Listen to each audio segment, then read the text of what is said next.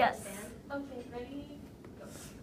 So you guys mentioned in your speech you guys want to restructure GBM.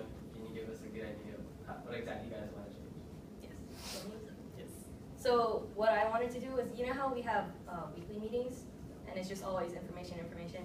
So I wanted to switch it up and do like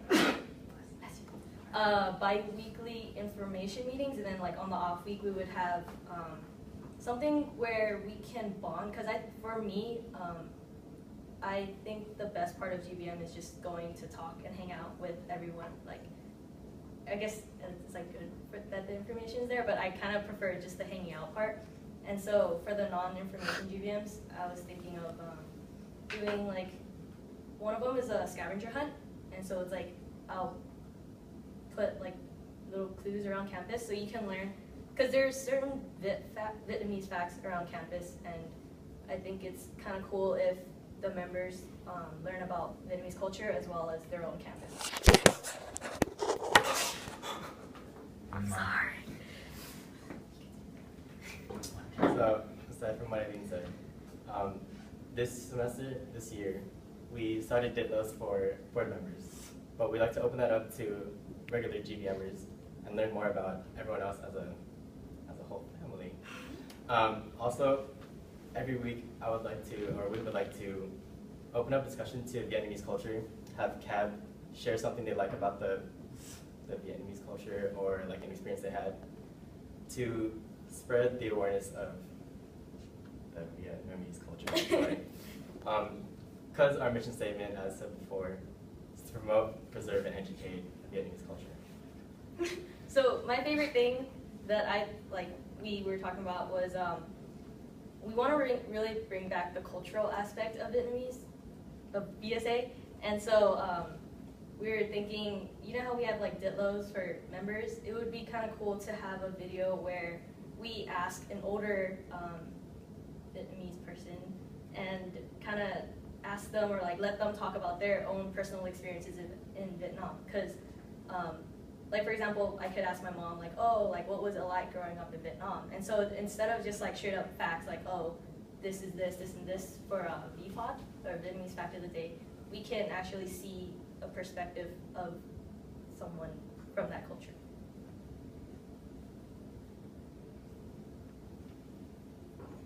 Okay, so since you both are running as co's, besides like, having fun, like humor with each other, how would you say that you would balance the workload between one person and the other? Well, the way Aileen and I work, I would start an idea, but I wouldn't finish, and that's where Aileen would help me with that, because I'm really bad at staying on track. Most of the time I need someone else to like kick me like, hey Kenneth, you should go do this, or just like motivate me. So it's kind of like he'll have a spark, right? It's like a little light bulb, but he doesn't finish the thought, but he has that like initial like the groundwork. And so I would just keep asking questions like, oh, do you mean this? And he goes, yeah, that.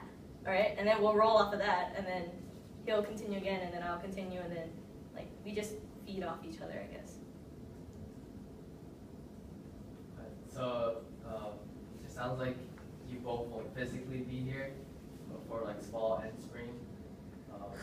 So how can you ensure that your ideas together will be implemented throughout the year? So we both already talked about it, and we are for sure like we don't mind just Skyping in for GBMs and just kind of just being there through technology and stuff. And we actually did a lot of our speech and the GBM planning through technology. Like we just use Google Docs or just talk through Messenger.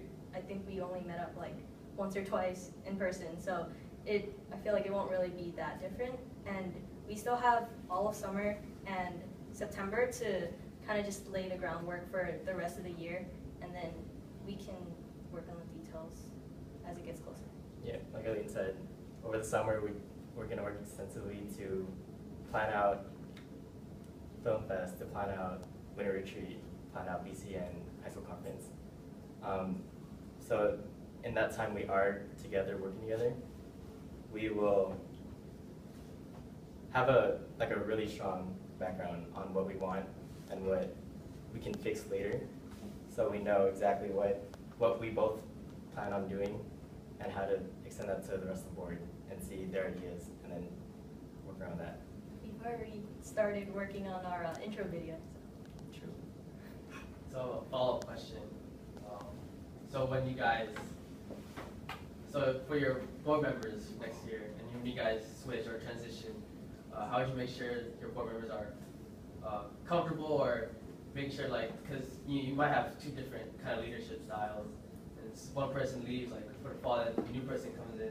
How do you make sure that your board members won't be like shocked, or like, make sure it's very smooth, like the transition? Well, since the school year will start in August, and I plan on leaving in September, if I don't make it to a first UVM, I'll have a video saying that, hey, I'm gonna be jumping in next semester. But it's not like I'm just gonna appear out of the blue, like out of Korea.